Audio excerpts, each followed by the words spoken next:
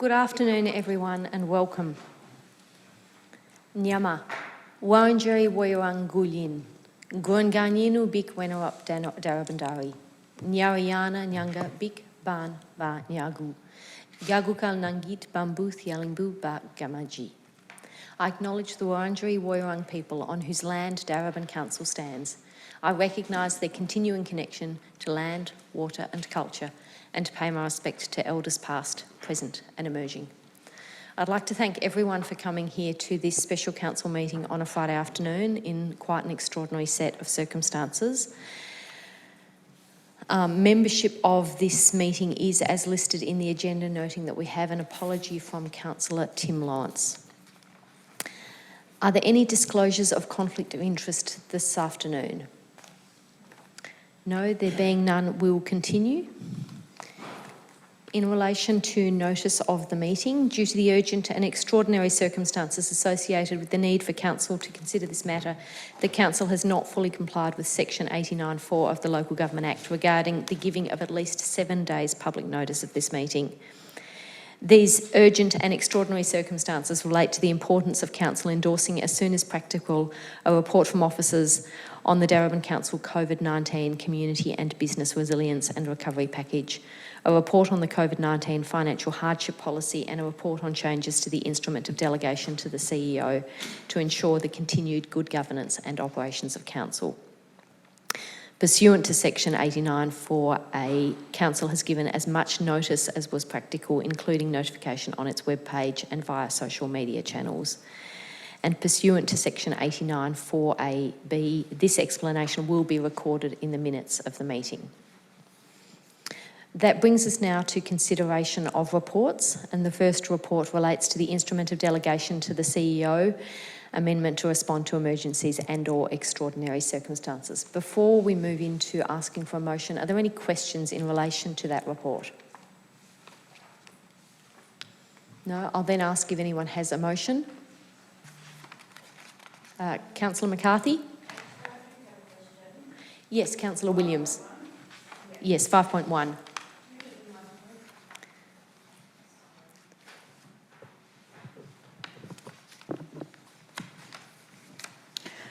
My question is that this delegated authority is creating a single point dependency that is extremely risky for the city of this as being the CEO. I'm just wondering, when the CEO is sick or is unfit to work, what is the process to appoint an acting CEO?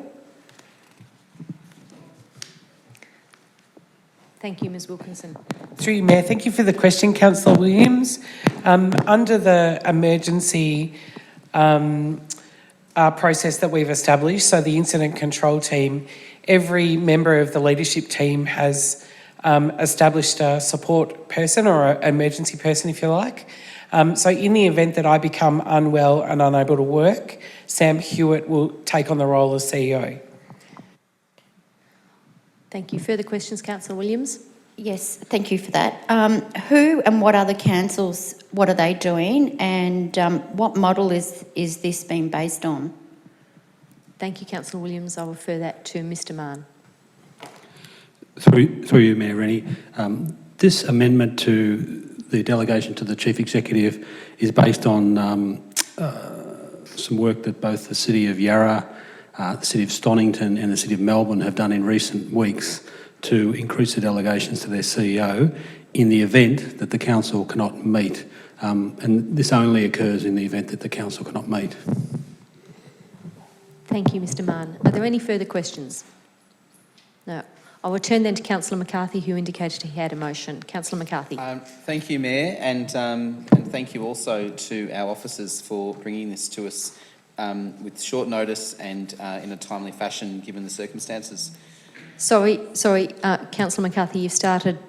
We need to know what motion and then seek a seconder. The motion is listed. The motion is listed. I'll just seek a seconder. I think Councillor Amir indicated willingness to second, so apologies. Councillor McCarthy, we'll start again. Now, there is no clock on the wall. I have a clock in front of me, so I will let you know when you've got 10 seconds to go.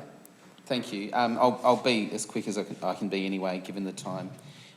Just obviously reiterate thanks to the officers for the speed at which they've brought this together. It's a very important proposed resolution, and I hope that all councillors support it. We are not the first council to consider this similar sort of change to the instrument of delegation. As councillors would see from their report, this would be an amendment to effectively add a new section under the delegation to the CEO, which would be emergency powers. And councillors have a copy of this, and it's also been made available online as well. These powers, just to be clear, would give the authority to the Chief Executive Officer to make decisions in circumstances where a quorum cannot be formed or the convening of a meeting represents, in the view of the Chief Executive Officer, an unacceptable risk to health, public safety, and it is not desirable to defer a decision. Effectively, this provides the CEO with the ability to make decisions that otherwise would come to a council meeting, but the requirement, as is clearly stated, is that those decisions would need to be reported to the next council meeting. And that's important because council still maintains the authority in relation to those particular types of decisions, whether they be of a financial nature or a decision, for instance, in relation to a planning matter that would usually be brought to a planning committee, or in the case of a policy matter that required a more urgent response. We don't know what the future holds in relation to the ability to hold meetings of this nature. We also have the prospect that any of us in this room could also be affected either directly or through our loved ones with this virus, and so we need to put in place the decision-making environment that is required in what is increasingly an emergency situation in Victoria. So I fully support the recommendation as listed. It is not a recommendation that we come to lightly. It is a recommendation that I think is necessary given the circumstances, and I have full faith in the way that it's been articulated here and the provisions that protect the processes of democracy and the accountability back to council in that process. So I think that's probably all I need to say, and I thank officers again for their speed at which they've worked to bring this to us. Thank you, Councillor McCarthy. Councillor Amir. Thank you, Mayor. And as we know, the motion here is to increase the delegation to the CEO. These are unprecedented times and lead to unprecedented action. I think even where we're at today seems so different to the place we were at a week ago and a week before that, and we don't have time to wait. We know that Victoria could be moving into stricter lockdowns any day now, so I'm glad that we were able to meet today and put this motion forward.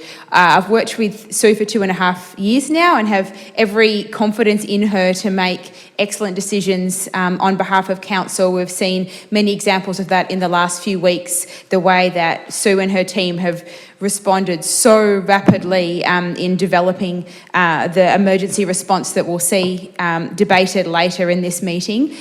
So I think Darebin couldn't be in safer hands in the incidents that we are unable to meet. That said, it may be that things may stabilise in the coming weeks, and it might be possible for meetings such as we have now with protections in place but still meeting face-to-face might be possible. We just don't know. And this is a way that we can have protections. I also wanted to emphasise that in this situation where council can't meet, of course, us as councillors continue to be councillors. We will continue to work from home, as many people in Darebin are, answering phone calls and emails and continuing to meet. I've got a few meetings set up in the next week, for example, talking to residents about their ideas, either again by phone or email, and talking to councillors around Melbourne about what they're doing, sharing ideas and checking in and looking after each other. So work won't be stopping just because council won't be meeting 10 here. seconds. So while circumstances, the democracy is going to look different under emergency situations, it's absolutely still going to be there, and I'll be very glad to see you on the other side. Thank you, Councillor Amir. Are there any further speakers? Councillor Greco. Thank you, Mayor. Look, I have two small amendments to make, and I apologise to councillors that I wasn't able to put these out because we only got the agenda given the circumstances just recently. But they're very small amendments, and I think councillors would agree with what I'm going to be proposing. So just so the councillors can follow me, just on page 9, point number 10, where it refers to emergency powers, after the words "the Chief Executive Officer," to insert the words "in consultation with the Mayor." That's one point. And then the second point is at point number 12, after the words "under this part," to insert the words "will in a timely manner be communicated to councillors," and it follows on. That's in point number 12. So any decision taken by the Chief Executive Officer under this part will be communicated, will in a timely manner be communicated to councillors, and is required to be subject of a report to the next available council meeting. Thank you for those amendments, Councillor Greco. I'm actually going to ask the mover and seconder for each part whether they accept. So the first was the amendment to part 10, which would be to add after the Chief Executive Officer the words "in partnership with," no, "in consultation with the Mayor." Is that acceptable to the mover and the seconder? Could I just before I respond, seek the advice of the Chief Executive Officer? I'm just conscious this is a delegation and it has a very specific way of being read and a way of being implemented, and I'm just conscious, whilst I understand the spirit of Councillor Greco's point, want to make sure that we are not creating arbitrarism or ambivalence. Okay, I'll ask the Chief Executive Officer for advice on that. Ms Wilkinson. Through you, Mayor Rennie, thank you for the question. I'm comfortable actually with those changes if council is of a mind to approve them. The nature of the change is that is in consultation. It doesn't say with the consent of, and so there may be a circumstance where I form a view, I consult with the Mayor, but I make the decision under the delegation anyway, and I believe that that's the spirit of the amendment. And sorry, just to be clear, that's in relation to both of the proposed amendments or just the first one? Through you, Mayor Rennie. Yep. Thank you for the question. In relation to the second point, I have no issue whatsoever. It would be important, I believe, to communicate decisions that are made under this delegation. It's pretty extraordinary. So I'd work very hard to make sure that council was kept in and up to date on any decisions that were made under this authority. Councillor Mir, you have a question? Through you, Mayor Rennie. So my question is regards to the definition of the word decision in both part 10 and 12. Just to clarify that in this context, the word refers to decisions that would otherwise, I suppose the decisions that are allowed under this delegation that would not be decisions made as part of normal day-to-day operational work under the normal functioning of a CEO. Is that correct? Ms Wilkinson. Through you, Mayor Rennie. Thank you for the question, councillor. Yes, that's correct. I already have a series of delegations. There's no proposal to change those. This is in addition to. Okay, thank you. So I'll ask the mover and the seconder if you're happy to accept. Sorry, I just want to get clear on the where the words appear. If I can just ask in point 10, there's two references to Chief Executive Officer in that point. Is it the second reference that Councillor Greco is referring to? Councillor Greco, I'll ask for your clarification on that. So what was the question, Councillor McCarthy? So just to understand where the new words would be inserted, there's two references Speak into the microphone, yeah. There's two references to Chief Executive Officer in point 10. Is it the first reference or is it the second reference? So the first reference reads, Chief Executive Officer, an unacceptable risk to public health and safety, and the second one is the Chief Executive Officer may make any decision on any matter. I believe it's the second one. It's the second one. That's the one I was referring to. Yep. Thank you. And in that case, can I just ask one further question, just because I'm very conscious this is a legal document and Sure. we need to be very clear on the implications. Can I just get a view from the Mayor or through the CEO, through the Mayor to the CEO, on the implications if the CEO was unable to consult with the Mayor, what would be the implications in terms of being able to make a decision? Thank you, Ms Wilkinson. Through you, Mayor Rennie, thank you for the question. So I think that an element of common sense will need to be applied. In the circumstances that I was unable to have a discussion with the Mayor and where the matter really was not urgent, we have a new definition of urgent and important at the moment. So in the event that it was something that could wait, my view would be to take a conservative approach and not make that decision. In the event that it was urgent or critical, in truth, I would probably be inclined to make that decision if I thought it was in the best interests of the city. Thank you. Councillor McCarthy, I'll return to my question. Do you accept the amendments? On that basis, I'm happy to accept both on the advice of the CEO. Thank you. And Councillor Amir? Yes. Councillor Greco, those amendments have been accepted. Would you now like to speak to the motion? Thank you, Mayor. Look, I really appreciate the councillors accepting these two small amendments.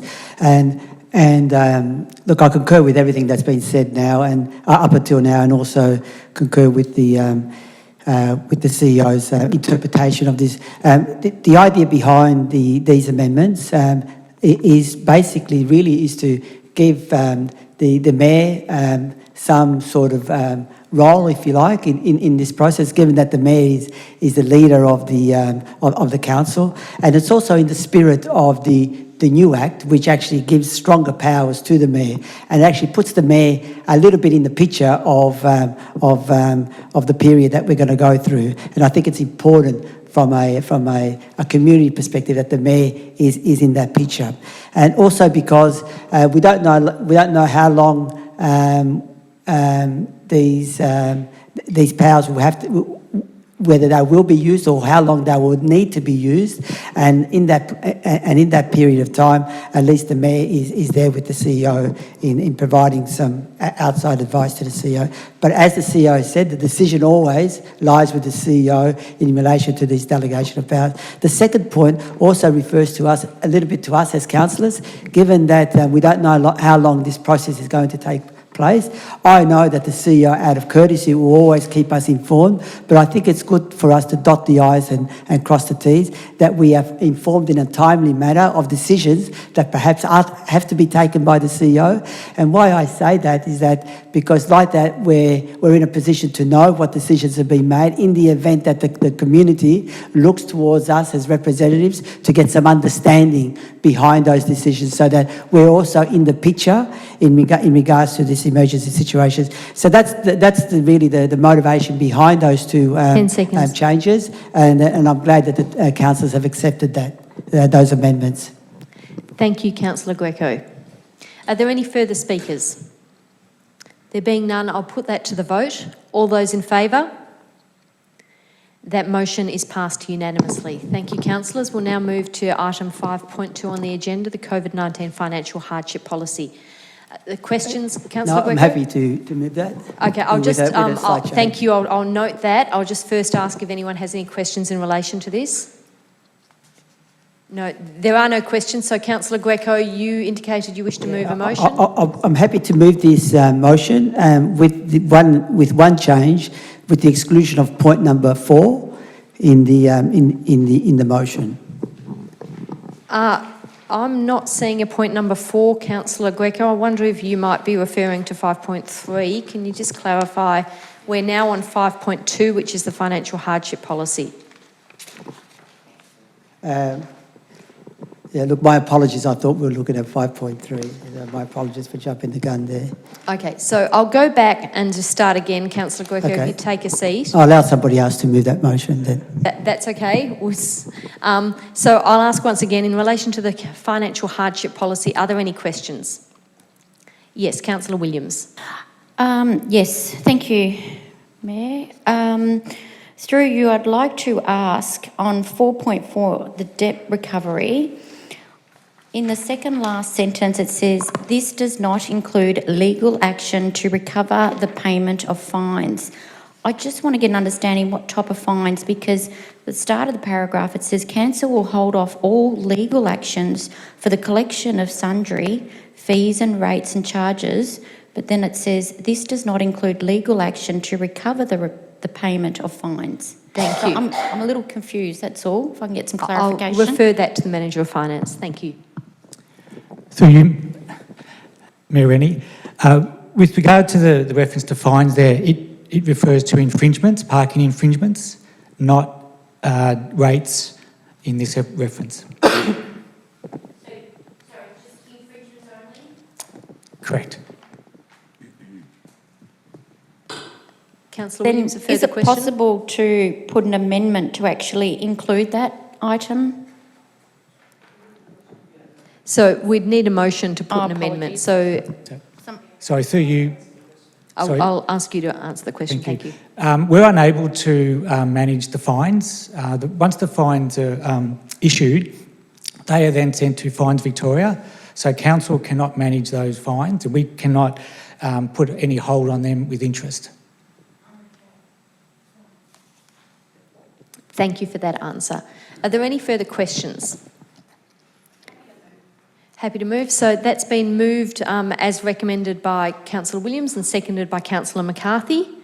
Councillor Williams, you have 3 minutes. Thank you. It's important that we have policies like this in situations that we find ourselves in.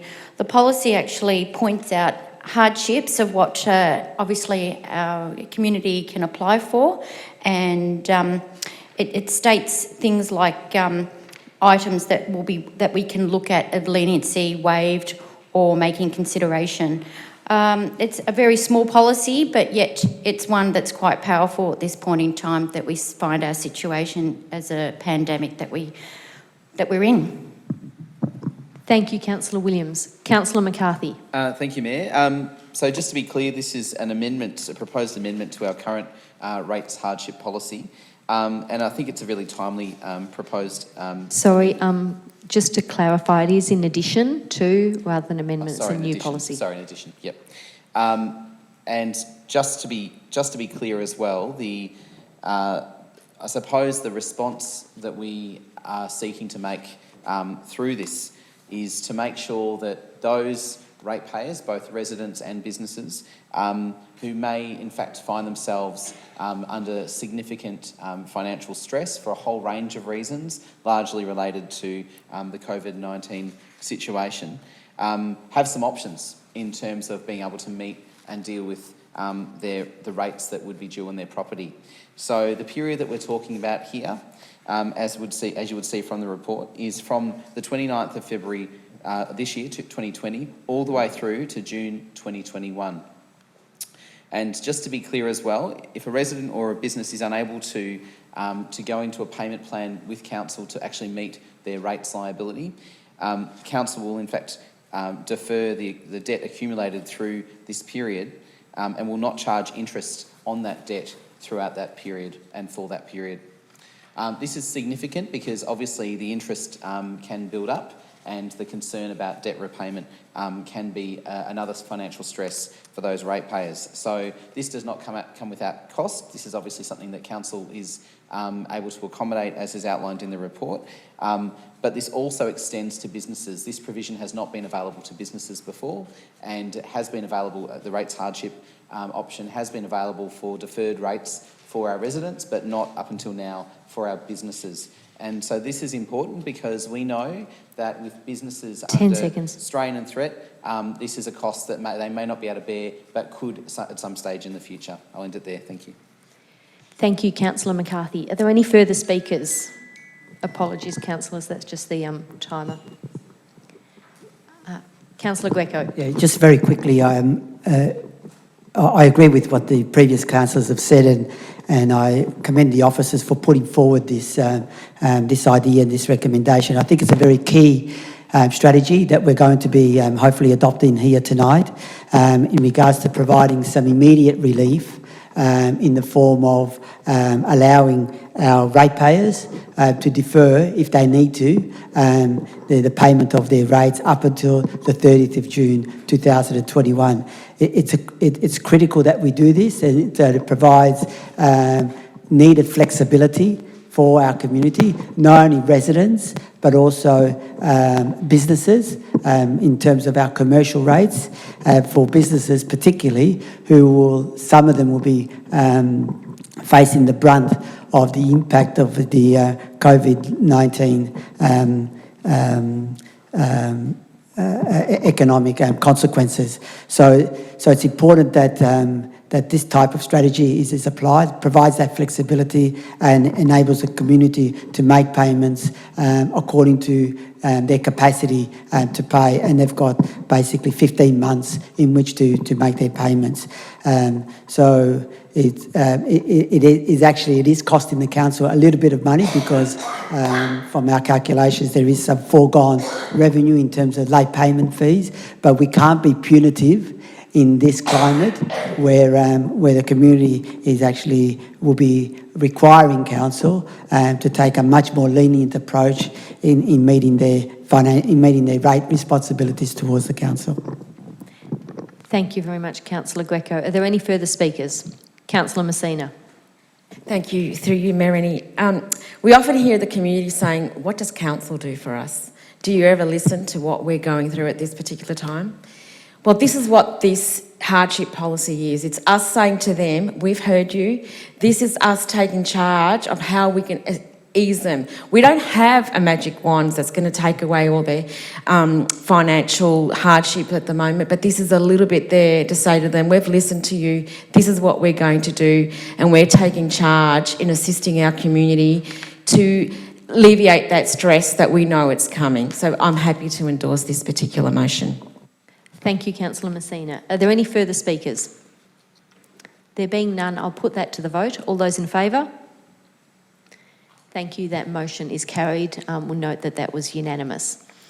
Councillors, that brings us to item 5.3 on the agenda. I'll first start by asking if there are any questions. Councillor Williams, a question? Under the recommendation of number 4, it points out that including, in brackets it says, including the commencements of construction of the multi-purpose sports stadium and Northcote Aquatic and Recreation Centre, why has 2 projects been highlighted when this is a COVID-19 community and business resilience and recovery package? I'm a little confused because I don't understand why. I'll take that question and refer that to the CEO. Thank you, Councillor Williams. Through you, Mayor Reddy. Thank you for the question, Councillor Williams. The approach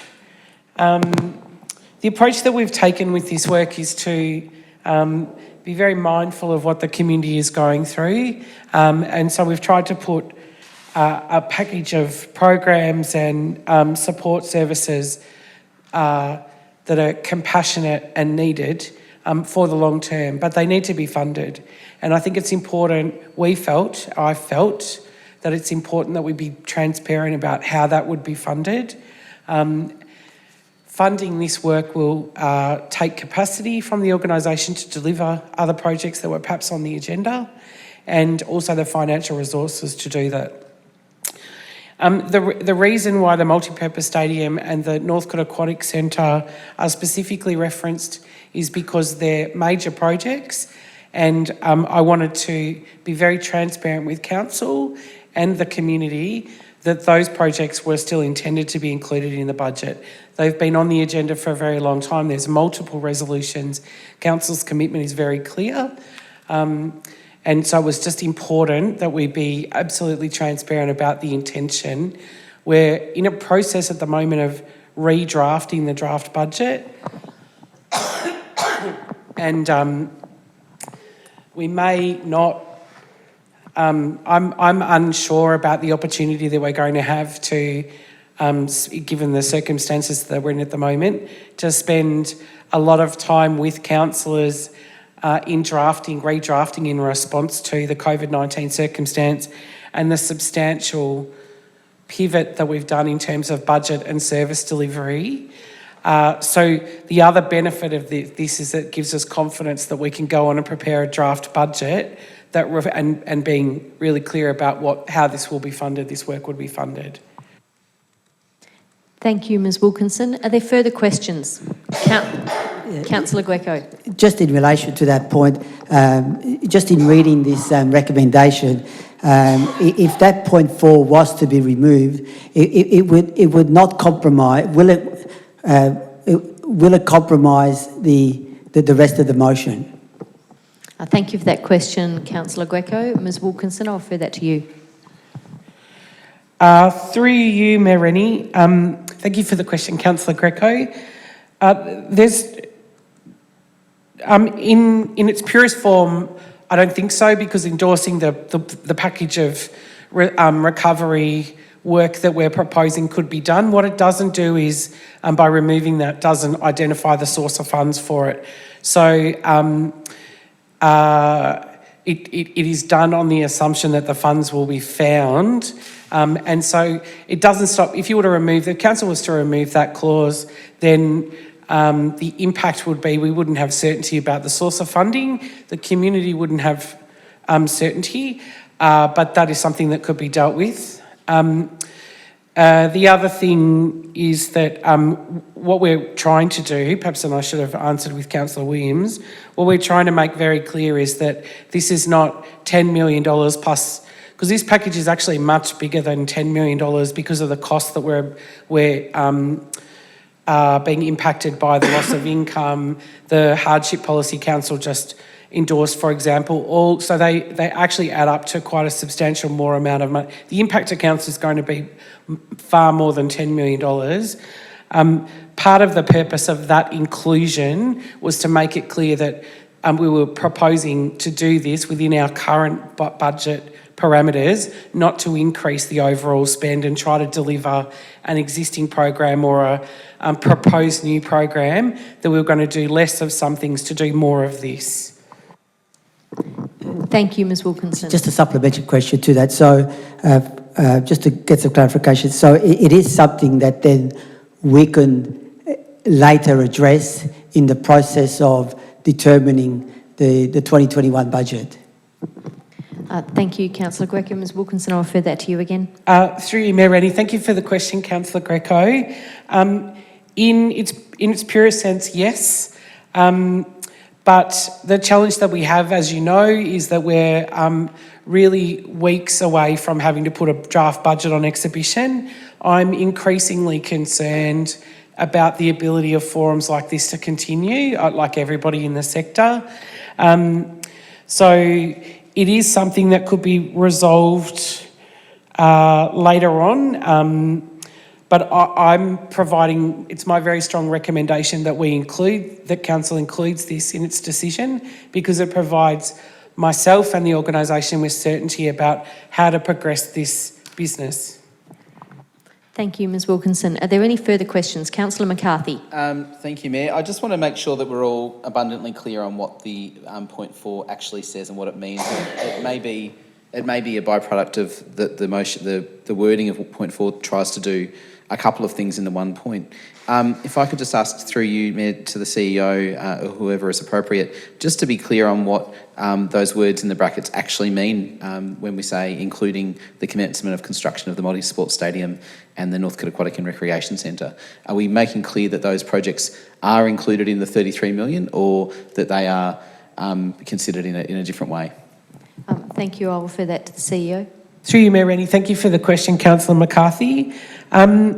In this financial year, Council's capital works budget is, so the 10-year capital works plan actually has around a $50 million normal capital works budget. Expenditure has tended to be less than that, so actuals versus budget has tended to be less than that. This year, until this event, actually we were on track to deliver around $50 million worth of capital works for the first time in history. Next year, as councillors know, the 10-year capital works plan was structured in such a way that it was around $30 million worth of renewal, $10 million worth of sort of mid-range discretionary projects, and then what we've deemed major projects. In this instance, in terms of timing, the commencement of the Northcote Aquatic Centre and the municipal strategic statement, the multi-sport stadium. So the intent of including that is to make it clear that the capital works budget, the draft budget, will be prepared with a total $33 million capital works program, not 50 plus majors, but it will include progressing the construction, starting the construction for those two major projects. Thank you for that. So it's just another, so if I may, just another question, just to be clear on that. So the $33 million that's proposed there incorporates these two major projects, is that right? It's not plus $33 million plus the... Yeah. Thank you. Councillor Williams, do you have a question? Through you. Sorry, we're just going to get a more full question. I thought there was a nod, but yeah. Oh, sorry, through you, Madam. Yes, it's the 33 million includes, it's not on top of. Thank you for that confirmation. Councillor Williams.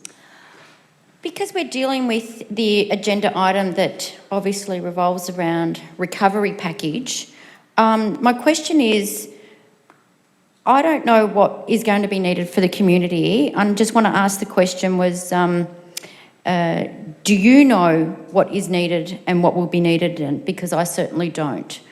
So you put in an amount there for what is needed for the community, but yet there's also saying that we must put these two items, which I believe should be on a budget item and should not be part of the recovery package. So does somebody seem to know already how much that we will be needing for our community, because this is a recovery package? Point 3 makes the point that the package totals $10 million, but I'll refer that to the CEO for further clarification. Through you, Mayor Rennie, thank you for the question, Councillor Williams. I don't think it's possible for anyone in this country to know the extent of need in our community in the coming months and years. What I can tell you from my experience in dealing with disasters is that, and I think this is a disaster, is that recovery can take years and will affect different people differently and different sectors differently and different parts of our community very differently. So this piece of work doesn't pretend to have all of the answers for council.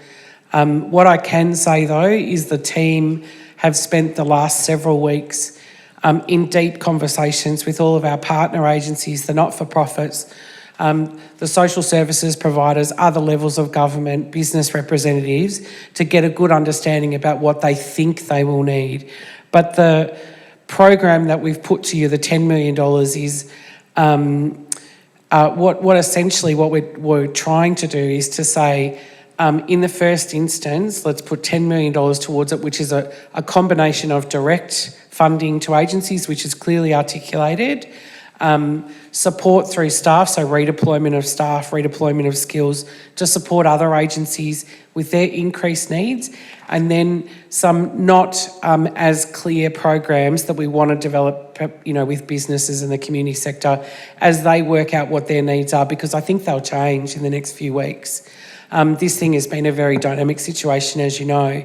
In terms of having the multi-purpose stadium and the Northcote Aquatic Centre as part of the recovery package, strictly speaking, they're not, and that's not the intent of that recommendation. It's not intended to put that forward as part of the recovery package. The recovery package sits quite separately, although I do think there are an element to these large-scale projects, these once-in-a-generation projects, that councils can do, because what they do is they provide stable employment, and council has the ability through its social and sustainable procurement policy to actually require that any contractors that are commissioned to do the construction employ local apprentices, and really, so there is an opportunity for improvement and strengthening this community in the sort of future as it gets more difficult. So I think there are some economic benefits to council continuing with large projects, but it's certainly not intended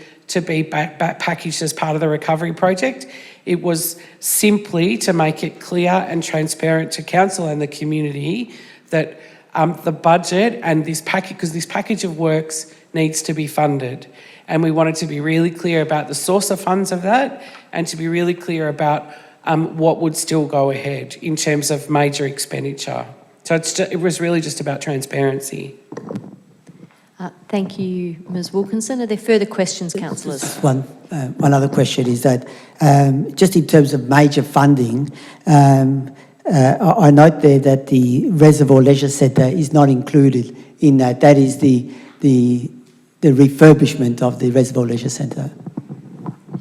So can we just get an understanding where that falls into the picture? Yeah. Thank you. So through you, Mayor Rennie, thank you for the question, Councillor Greco. RLC, which for the next 12 months, in the absence of a resolution to do redevelopment, and we're still investigating, the intent was to draft a budget that included ongoing refurbishments and make good and improvements. That's not included here because it's not a major expenditure, but it certainly is embedded in what will be the draft budget. So RLC upgrades will continue. Thank you. Councillors, are there any further questions? Questions? I just still want to make sure that we've got questions, because once we start debate, I don't want to be sort of turning backwards. Councillor Williams? So in point 3, the $10 million, is that just a conservative amount, or maybe we should be actually increasing that to possibly 15 million? Thank you. You'll refer that to the CEO. Through you, Mayor Rennie, that is, thank you for the question, Councillor Williams. I don't have a great answer for you. What I do think is that council could allocate all of its money to this effort if it wanted to. What we don't have is a program that would spend any extra money that you gave us. We'd have to develop it.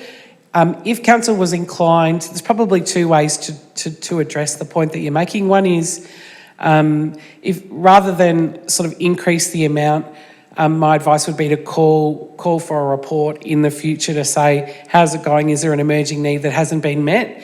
I'm happy to commit to council that we'll provide regular updates. And if we think there's a big gap that we hadn't come across yet and that it requires funding, I'll come and ask for that.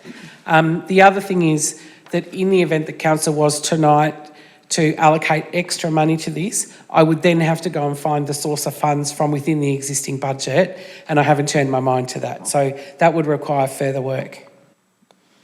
Thank you. Questions? I'll seek a motion then. Councillor Greco, you've got a question? Sorry, okay. Councillor Williams? On page 19, where it says rate relief, will that only be rate relief? Will there be any rates waived? I was listening to the Prime Minister on the television only about half an hour ago, and he was saying that local councillors will be possibly responsible in rate waiving. Thank you, Councillor Williams. I'll refer that to the CEO. Through you, Mayor Rennie, thank you for the question, Councillor Williams. It's not proposed to provide rate relief apart from what is embedded in the hardship, the COVID-19 hardship policy at this time. What is referenced, though, is in the advocacy strategy that is a part of this package of work that we're asking council to consider tonight, is to work with the sector to take a sector-wide approach to seek support from the federal and the state government for them to assist councils provide rate relief. The challenging thing that is if that relief is provided, so if council was, for example, to waive its rates entirely, that has a cumulative effect, a compounding effect, which I'm deeply concerned if it wasn't compensated by funding from state and federal governments, would hamper council's ability to provide support to the community in the future years. So at this time, I'm not recommending that. I think the hardship policy provides quite a lot of support, plus the community support package. I have further questions. Yes, Councillor Williams. On page 22, under the emergency relief boost, it says council will be the backbone to provide short-term funding. What type of, or how long is this short-term funding? Thank you for that question, Councillor Williams. Ms McGrath. Through you, Mayor Rennie. Thanks again for the question, Councillor Williams. So we're anticipating, we don't know, actually. It's really about how long is the need.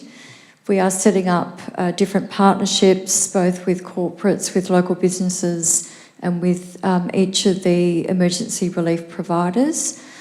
We're getting it started, and as the CEO has mentioned, we can't predict, and we will be coming back if we think it will go longer than the budget has anticipated. Thank you. Now, I want to be sure, are there any further questions? Yeah, I do. Okay, I've still got questions. Councillor Greco, I know you wish to move a motion. I've heard that. Please don't put up your hand if it's for the motion, because I'm still asking for questions and it's confusing things. So, Councillor Williams. Under 23, where it says new grant programs, it mentions about sporting clubs, community organisations and creative organisations. Will they include any small businesses? I do notice that you have mentioned business strengthening, but will small businesses be part of that new grants program? Thank you for that question, Councillor Williams. Ms Livy, I think that one might go to you.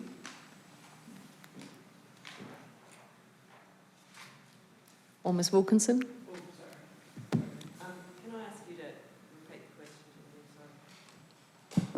So on page 23, under new grants program, you have already mentioned that there's community organisations that will be able to have packages and deliver a range of additional small to medium scale grants that will support. So there's community organisations, sporting clubs, creative organisations. I'm just wondering about, will there be any grants for small businesses that might open up? I know you have mentioned down further about business strengthening, but the question I'm asking was, are there any grants, new grants for small businesses?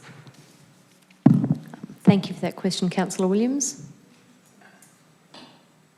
Through you, Mayor Rennie. I'm just trying to find the reference to it, but I believe that is part of the plan. So it's in the business strengthening program. There's a resilience grants program. There's a small business grants program to enable home working, deliveries, online payments. There's another funding stream focused around businesses in the arts and events sector. And there's a social enterprises stream that's proposed as well. It's just in a different section, Julie, because it's come under one of the business headings rather than the community headings. Page 6 of the attachment. Or page 31 of the whole report. Yeah. Thank you. Councillor McCarthy, did you have a question? Yes, thank you, Mayor. Look, just one item which I know that other councils and other agencies that deal with vulnerable people and the broader community are dealing with, and I couldn't see reference to it here, is just potential council advocacy in relation to some sort of a universal basic income or guaranteed basic income, given the significant shifts that we've seen in the past fortnight in relation to New Start. Just interested from officers about whether an item could be included in relation to advocacy on that front, or if that is something that council could pursue outside of this plan. Thank you for that question, Councillor McCarthy. Ms McGrath. Through you, Mayor Rennie, I think we should absolutely add that to our advocacy plan, and we'll certainly pick that up going forward. Thank you. If I can just ask a supplementary to that. Certainly. Would it be appropriate for council to include words to that effect in this document, or is that implied? I suppose just wanting to make sure. And if so, if it was appropriate to add it to this document, could I get a recommendation as to where it would go if that was the case? Thank you. I'll just take a minute to get advice on where that could go if it was appropriate to add it. Ms Wilkinson. Through you, Mayor Rennie, my advice, if council was wanting to be absolutely clear that That was your position. My advice would be, if you turn to page 32 of the agenda, under the advocacy section, you would add a new line that read something along the lines of advocacy in the first column, universal income in the second,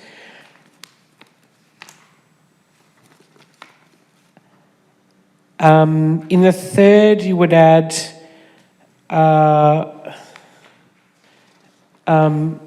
well, potentially it's everyone in the community. So just put the Darebin community.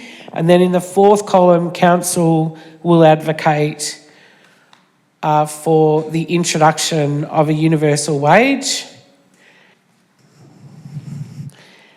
And then again, that would be within existing resources. Thank you. I'm hoping that officers manage to note those words down, because I will be proposing an amendment to that effect. Okay. Can I jump in? Thank you, Councillor McCarthy. Through you, Mereni. Actually, Miss Olivier's just pointed out to me that in the first line on that same page, it does refer to a universal basic income. Yes, it does. Yeah. Yes, it does. So it covers it, yes. So, Councillor McCarthy, it may already be there. Yeah, it's already there. Yeah. That's fine then. Happy to. Okay. Thank you. Thank you for that clarification. Have we finished with questions, councillors? I'll then ask if there's a motion. Yes.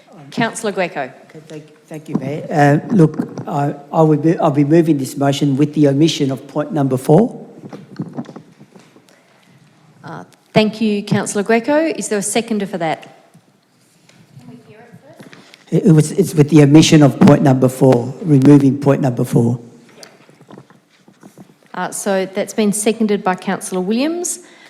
Councillor Greco, over to you. You have 3 minutes. Okay, thank you, Mayor. First of all, I want to really thank the officers for putting forward such a comprehensive strategy in the short time that we've had, and I understand a lot of work has gone into this, and what's been proposed here I think is very, very significant, and I think really will be really welcomed by our community. We're talking about a $10 million package, which is a substantial package of relief for our community within the constraints of which, the financial constraints, and also within the constraints of what council can do, given that both the federal and state governments are doing quite significant things, but they have more capacity to deliver. So just to run through exactly what we're doing in relation to this particular package. First of all, as it's been pointed out there, is that we're waiving a significant number of fees and charges that affect our business community, like the footpath trading fees, the food and health registration, and a number of other charges that are affecting our community. And that only makes sense, that certain traders cannot trade, that we are alleviating some of the unnecessary expenses towards them. The other thing that we're doing that we discussed in the previous motion is that where we, in terms of the interest payments on, we're alleviating removing the interest payments on late payments in order to give ratepayers, both residential and commercial ratepayers, an opportunity and flexibility in paying their rates dependent on their new circumstances as a result of the virus which is spreading in our community. The third thing that we're doing as a result of this motion is that we're going to be trying to reallocate some of our staff in many other needed organisations that can provide assistance to the community, and that will be costing council $2.5 million, where we deploy our staff in other not-for-profit organisations to support the community in a whole raft of things, and they have been mentioned here in the supplement to this report. The other thing that we're doing, which is of significance also, is that we're allocating $2 million of the funds on-demand projects. Because of the fluidity of such a situation that we're in, we can't predetermine all the needs of our community. So we're setting aside an amount of money that, as the need arises and as we can devise the projects and implement the projects, we'll be putting money and to those projects in order to alleviate some of the problems in our community. So I think it's well crafted. 10 seconds. The way that we've put this put this package together, and again, $10 million towards alleviating some of the economic and social hardships that our community is expected to go through in the next 6 to 12 months. Thank you, Councillor Greco. Councillor Williams. This is a standard part of a recovery package or immediate community support. Highlighting 2 projects for NARC and the sports stadium, this is a normal annual capital works and should not be considered, as it may not comply with the intent of any immediate support for urgent and necessary matters for our community's needs, as we don't know what that will be. We don't know what and how much these needs are going to be. Well, I certainly don't. We don't know what our demands will be from our community on our delivery services. There will be additional community groups and members coming out of the blue asking for our support, and we can't just fog them off. We need to make provisions for them. Think of all the council supports that we provide now to our community. It will be 4 or 5 times higher that will need our support, because the existing services, non-council services, agencies will be inundated and turning people away. That's when we will have to step in. That's what's going to happen. That's what we must be prepared for. That's what council should be committed to as its priority. Thank you, Councillor Williams. Are there further speakers? Councillor McCarthy. I'm going to speak against this motion, Mayor, and foreshadow that I'm prepared to move another motion if this is voted down to ensure that 4 is included. I speak not against the substantive item, but in fact I speak against the proposed removal of point 4.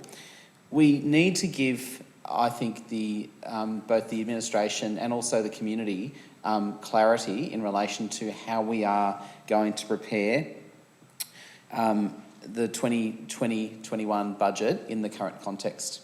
If we do not do that at this point in time, we create a very difficult environment, I think, for council staff, council workers who are working literally around the clock right now to try to keep our community safe, and to navigate what is a really complex task of reworking a budget without clear direction from council.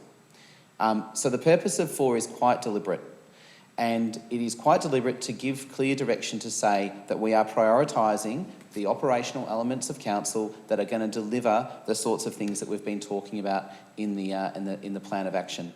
If we don't give clear direction as a council to the administration of this council, and I think also signal to the community, then I think we're doing a great disservice to council workers, because they need clarity about where those measures are going to be taken that reduce elements of the budget in order to make this allocation of 10 million and also to deal with the very likely reduction in council income more generally. So 4 is quite specific there. It is a note about the impact on the capital works budget, and it's about being disciplined as a council, and it's about understanding that we can't do everything. It is literally impossible to do everything that we would like to do, and there are some things that are essential that we must do.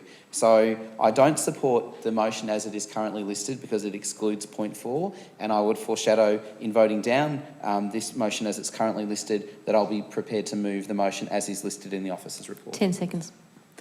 Thank you, Councillor McCarthy. Are there any further speakers? Councillor Greco, you have a right of reply. Thank you, Mayor. Look, I think this motion is quite urgent. What we're proposing here is a $10 million package. The only section that has been removed is not relevant to the package of relief that we are providing to our community. Look, we have a further month to put out a draft budget. The situation is quite fluid. It's changing from week to week, and we can't lock ourselves in relation to this motion by including the additional point 4, because we don't know what's going to happen in the next few weeks. So it's no use ourselves locking ourselves in to what the budget ought to be in a month's time or in 2 months' time. What we need to get through right now is that we need to get through this $10 million package and make a firm statement in relation to that, and then we have sufficient enough time then to work out what our budget will be in the 2021 period. And we can do that in light of the most recent and up-to-date information as possible. It's no use trying to set the budget now when we're in March, at the end of March, for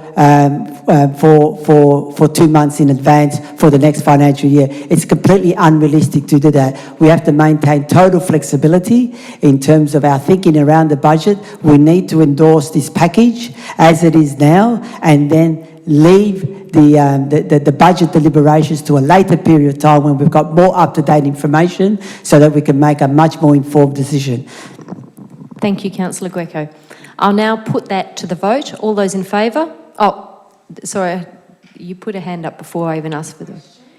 The debate is finished, so it's too late for questions. All those in favour and against? That motion is lost. Councillor McCarthy foreshadowed something, but Councillor Greco... Oh, that's fine. You foreshadowed. Look, I was just going to move the substantive motion as listed. Thank you. Seconded by Councillor Messina. Okay. Thank you, Mayor. I'm going to return to the substantive matter here, and I just want to start off by, again, thanking our officers and all the organisations and businesses and groups that have participated and contributed to bringing together what is, I think, a really fantastic piece of work in a really difficult period of time for not only our community but communities around the country. And I'm really pleased that we're in a position where we can make a decision, hopefully today, to contribute $10 million, as is outlined, to some very worthy initiatives that are going to make a significant difference to certainly parts of our community, if not all. I say that because there are a raft of issues that are going on right now as per the COVID-19 situation, which we can't tackle all through council, but council can be a mobiliser, an innovator, an enabler and a key partner. And in many cases, the things that are listed here are about council strengthening its partnership with other agencies and other organisations. I'd note here references in our plan to our neighbourhood houses, for instance, and advocacy that we would make on their behalf, because they are closest to community so often and are in a unique position to deliver some of that direct benefit and recovery process. They are the local resilience centres, and I just give a shout out to them. I made reference earlier to the notion of universal basic income and council's advocacy in this regard, because it is absolutely essential that we see not just this as a recovery plan, but an opportunity to reset some of the things that are fundamentally wrong in our society but could easily be made better. And we just have to note that in the past week, we have seen a federal government have to shift significantly in its position through necessity to effectively doubling Newstart and increasing the eligibility requirements. I would never have picked that could have been possible, and it's been possible because of the circumstances. There are a range of other things that are taking place right now in this country, and particularly in our community. And vulnerability is high, anxiety is high, and anything we can do in this space will be, I think, well received.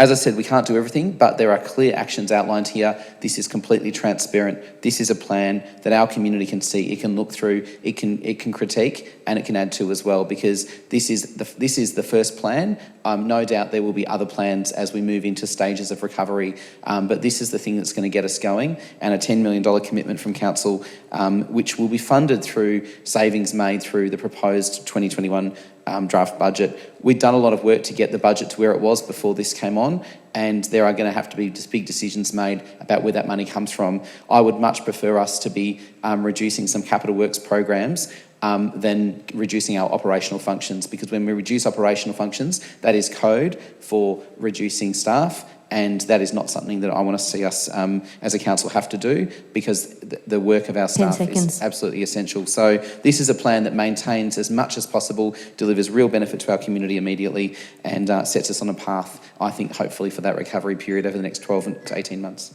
Thank you, Councillor McCarthy. Councillor Messina. Thank you. Just want to echo what Councillor McCarthy said, and I just want to say thank you to the officers who have spent many, many, many hours and sleepless nights on putting this together. Today, we're not living in a crisis, we're living in a pandemic. That's even another octave, even higher than a crisis. And during these crises, leaders come together for strategic solutions. This group of councillors put out the call to action, and I want to acknowledge that the officers listen to what we have to say. And we don't have a magic wand. A pandemic doesn't tell us what's going to happen. We don't know what's going to happen. But we do have a statutory requirement to put forward a budget. We did do a budget. It was ready to go through the chamber and then go through public exhibition. But guess what? We had to start again.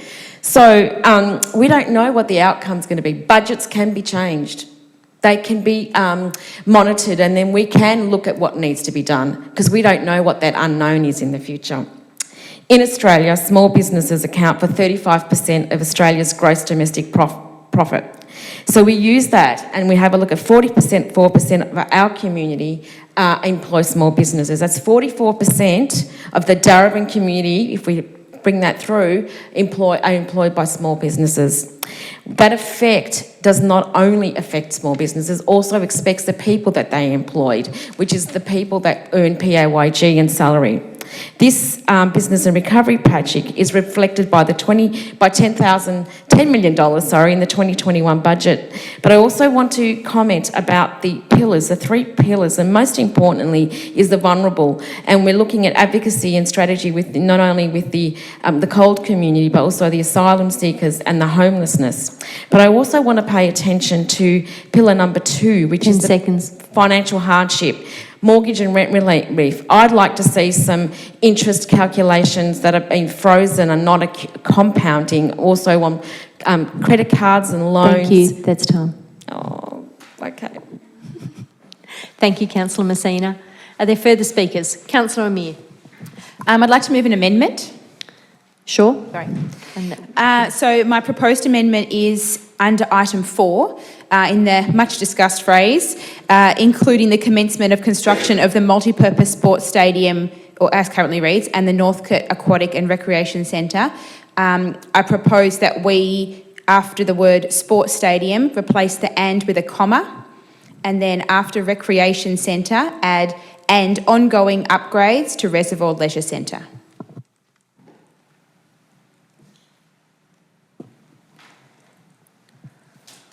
Mayor, I'm happy to accept that. I'll just obviously seek the advice if the wording is fine from an officer perspective in terms of encompassing things that were in the draft budget. Thank you, Councillor McCarthy. The CEO has indicated that that would be fine, so I'll take that as accepted by the mover. Is that accepted by the seconder? Yes. I just had a question in relation to that. I thought we heard before from the CEO that within the $33 million that the upgrade of the centre was already included in that. Yes. Councillor Amir is just making it explicit. Do you need to add anything, Ms Wilkinson? I just want to be absolutely clear. It's not a redevelopment, it's the ongoing refurbishment of RLC. I think in the budget, the draft budget that we had prepared was around $1.5 million. Thank you for that amendment, Councillor Amir. It has been accepted by the mover and the seconder, so that now becomes the motion in front of us. Are there any further speakers? Yes, Councillor Amir.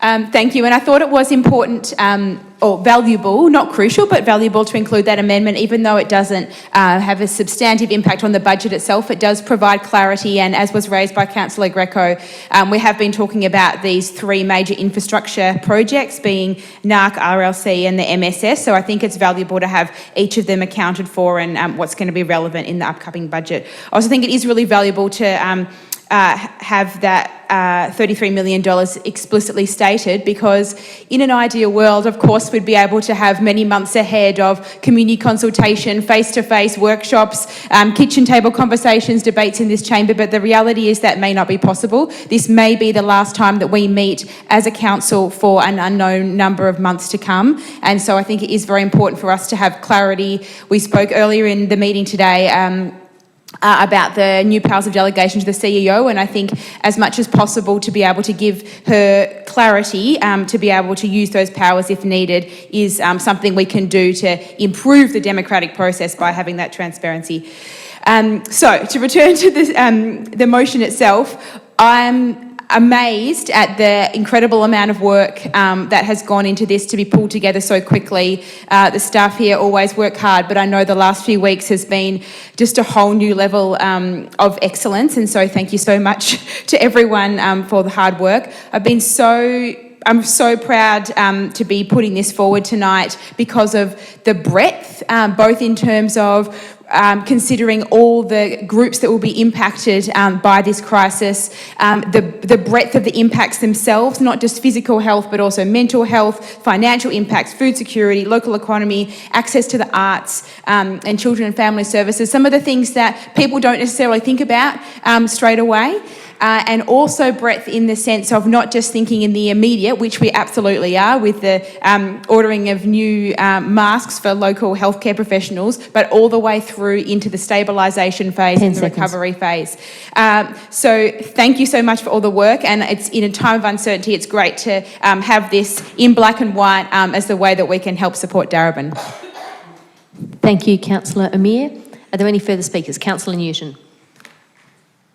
Thank you, Mayor Rennie. I feel like the scale of this all has just hit me during this meeting. But what I do want to say is that I spoke to the Mayor this morning and I said how incredible it's been to see the organisation just lock into place during this crisis and, as Councillor Messina said, this pandemic, to work as a team, and everything has changed. So from where we were a few weeks ago with our budget preparations, with everything else, it's all changed. But what we've got here is a package that is going to allow us to respond to that crisis as best we can.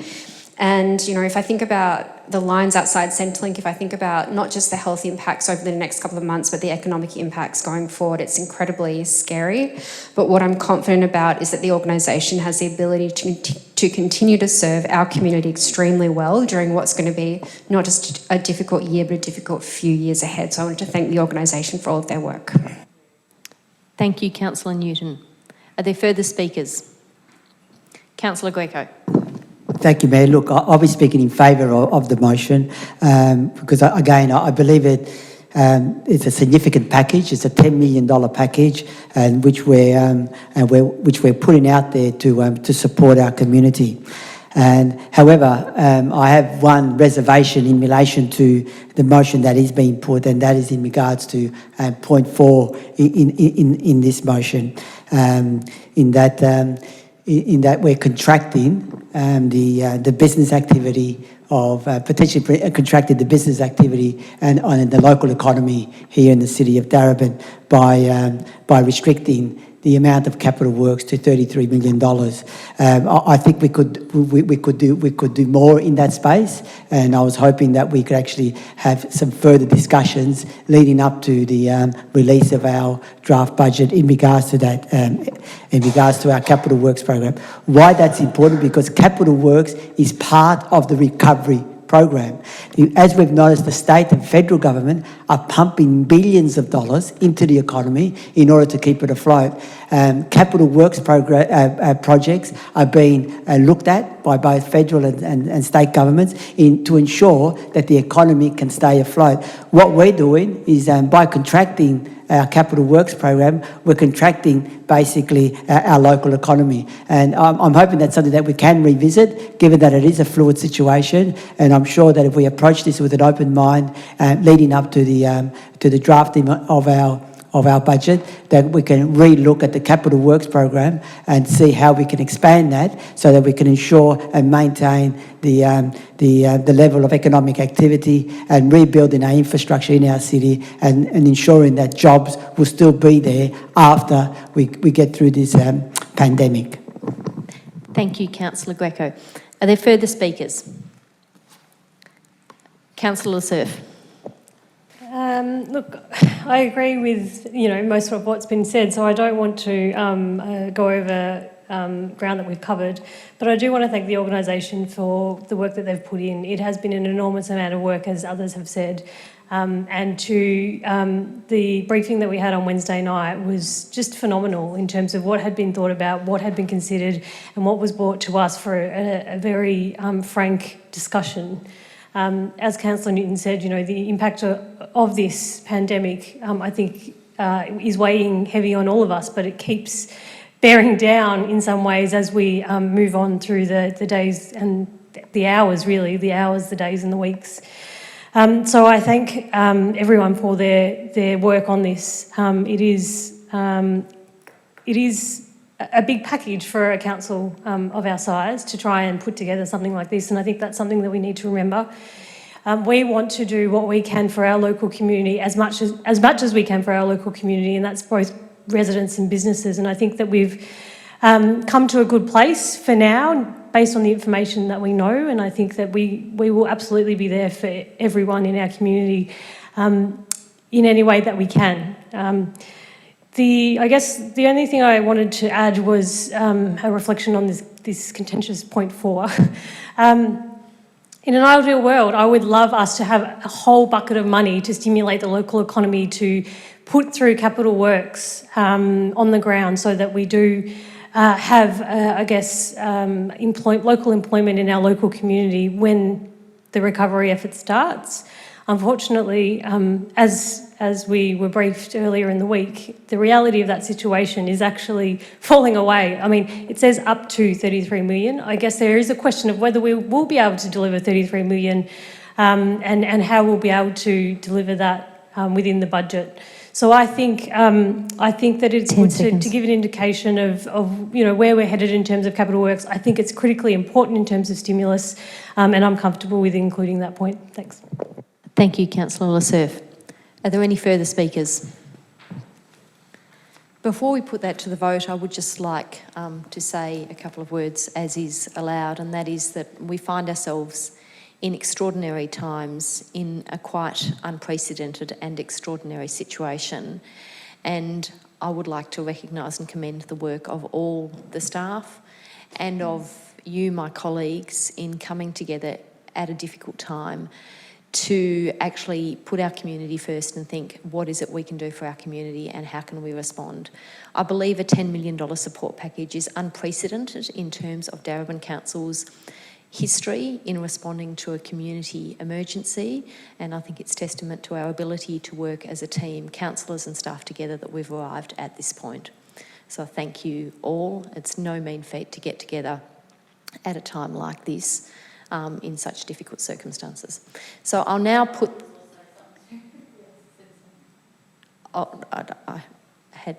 Okay. Councillor Williams, please. I'll keep it short. I just want to say a big thank you to staff, because I know how much work has been put into this, even though that we have been building up to a normal every year budget that we work towards, and we know how many hours that go into that. And we've had to do a huge 180-degree flip and virtually start from scratch with a whole new budget. So it's like 2 budgets within a few months. And I know how even more difficult it is where we've got over 300 staff working from home and having that communication and trying to juggle family life. It's also been very difficult with the impact that this will follow. As I know, I already have a friend who is at home who's been suffering from the virus for the last few days, and she has a very autistic child, and she's had to allow her ex-husband to take her autistic child, and she's not in any connection or contact with her son. So it's going to leave, this is just one person, so there's going to be, everybody's going to have a story, and I think there's going to be a huge impact, not only the virus itself, but it's going to be double the amount of time that we're going to recover emotionally and mentally and financially from this. So let's hope that we all pull together. And as I said, once again, thank you to everybody who's been involved in this this horrible situation that we've all been put in. Thank you, Councillor Williams. I'll now put that to the vote. All those in favour? That motion is carried unanimously. Thank you very much, councillors. Thank you once again to the staff. There are no other matters on the agenda this evening, so I will call the meeting to a close.